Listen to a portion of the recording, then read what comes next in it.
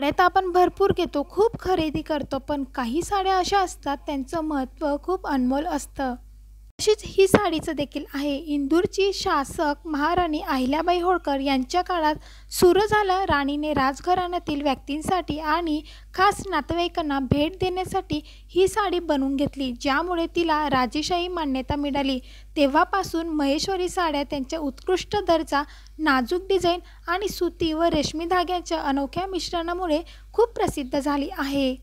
म्हणून तुम्ही बघितलंच असेल, आपल्या आई, काकू ज्या होत्या त्यांच्याकडे महेश्वरी साड्या होत्या, पण आपल्याला त्याचे नावं माहिती नव्हते.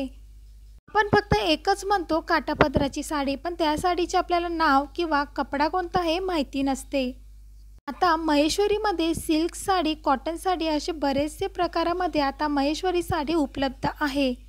ही साडी तुम्हाला 500 पासून तर 5000 जेवढी तुम्ही छान साडी घेतली, म्हणजे जेवढ्या क्वालिटीची बघणार, तेवढी डिझाईन बघणार, तेवढी किंमत याची वाढते. स्क्रीनवरती मी साडी दाखवते, ती साडी 3000ला आहे. ही साडी तुम्हाला कोणत्याही साडीच्या दुकानावर उपलब्ध मिळेल आणि ही साडी लवकर खराब होत नाही. कितीही दिवस तुम्ही ठेवली तरी ही साडी, म्हणजे तुम्ही घेतलेली साडी ही तुमच्या मुलीलाही कामात येईल, तुमच्या सुनेलाही कामात येईल, एवढे काळ ही साडी टिकत असते. जर तुम्हाला खरेदी करायची असेल तर छान कॉम्बिनेशनमध्ये खरेदी करा. कलर कॉम्बिनेशनमध्ये जर साडी घेतली तर ती कितीही दिवस झाले, जुनी जरी झाली, ती आपल्याला नेसावी वाटते. म्हणून अशाच साड्यांमध्ये इन्व्हेस्ट करायचं जी साडी कधीही जुनी होणार नाही.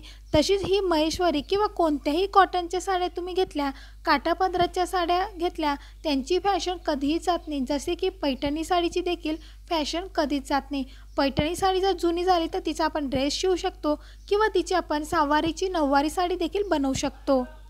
जर तुम्हाला खूप साड्या बघायच्या असतील तर चॅनलला नक्की सबस्क्राईब करा, लाईक करायला विसरू